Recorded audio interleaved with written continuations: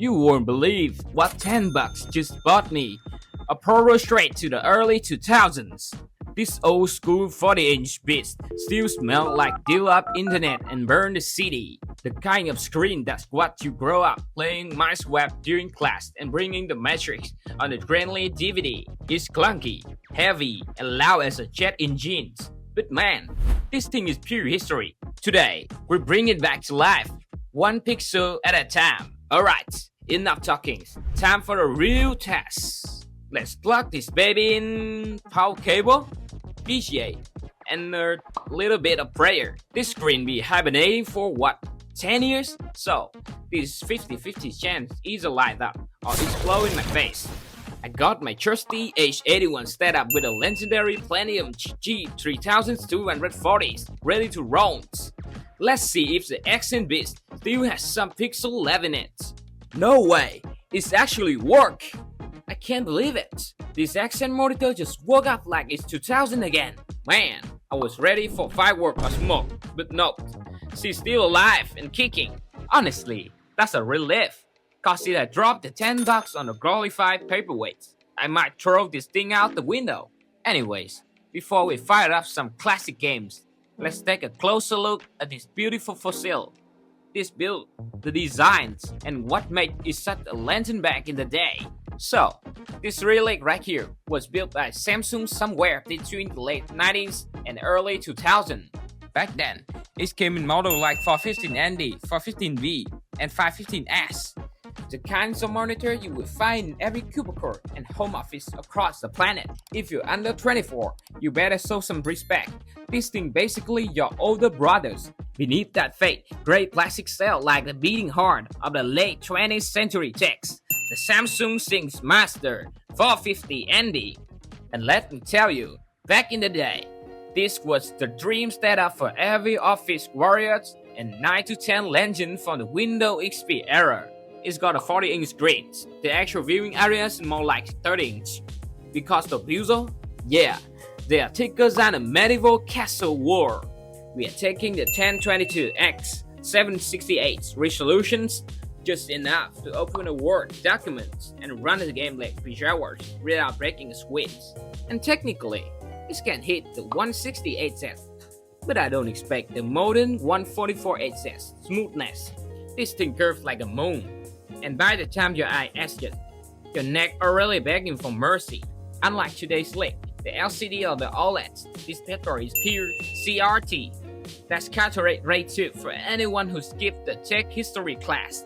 Instead of fancy liquid crystal, it's by tiny electron beam at a postal code screen to paint each pixel by hand. One beam, one colors, one glorious migrants at a time. The results: absolutely gorgeous color accuracy, deep contrast, and zero input lag, paired with a backbreaking weight, massive power draw, and enough eye strain to make your optometrist rich. Its one and only collection is the legendary 50-pin VGA port, complete with a satisfying click every time you plug it in. Power usage around 55 watts, about 5 times more than the modern flat panel. Basically, it's a space heater with pixel, and weighing in nearly 25 pounds. The Sync Master 415NB was actually considered lightweight back then. Well, at least compared to 21-inch CRT TV. Still, this chunky little hero once lit up counselor office, classroom, and Safa cafe. The silent workhorse of simpler, noisier era. It's not about spec, it's about soul. The Samsung Sync Master 450ND might look humble on the paper, but it's packed with a pure nostalgia. This isn't just a screen, it's a window back in time. If you compare it to the modern display, it's like putting a wise old grandpa next to a bunch of Kenty's kids wearing a VR headset. Today, monitors are razor tins, flatter lights, or hang on your wall like a piece of art. Meanwhile, the 415NB looks like a mini microwave, nearly 25 pounds of per determination. You don't just move it, you commit to it. Oh, and if you notice the flickering of waist scan line on the camera, that's not a bug. OCRT draw the image line by line, usually around 60 to 85 HZ. When your phone camera shutter doesn't sync with the refresh, it casts those unfinished frames, giving that flicker effect. It's just the past and the present being like a little out of rims.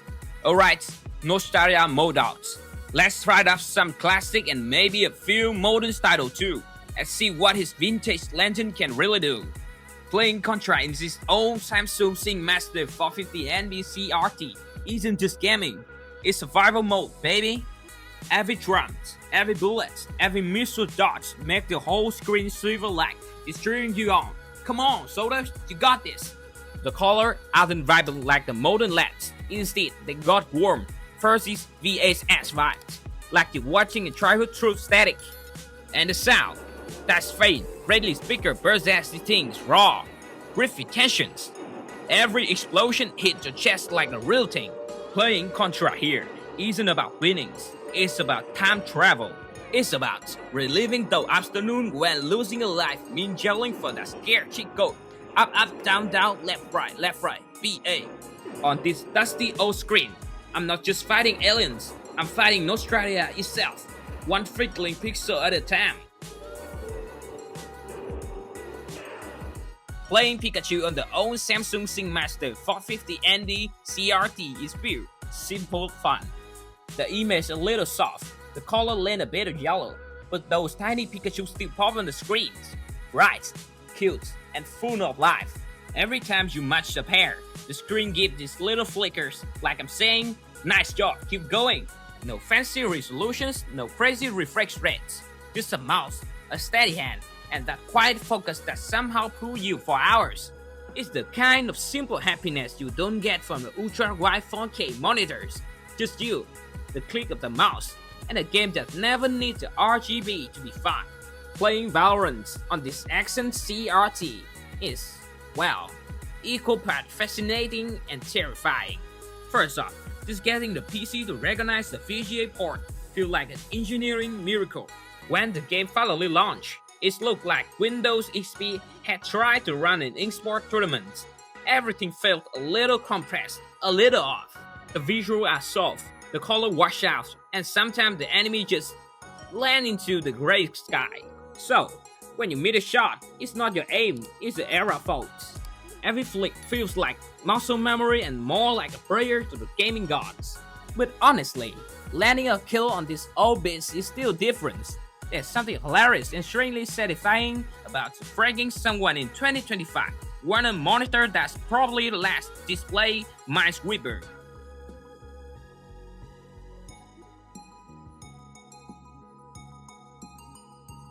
Trying to play Little Legends on Samsung Sync Master 450 NB CRT is not for the faint of the heart. A 1024x 768, there's no such thing as Full HD. The game looks like it's running inside a security camera feed. The UI screech, the color up hell, and half the time you can tell your teammates from your enemy. Teamfight, absolute chaos, bully flash, shimmer-like effects, and refresh rate that can quite keep up. It's not the smooth, polished look you know today, but it's definitely most nostalgic, tranky fun you ever have.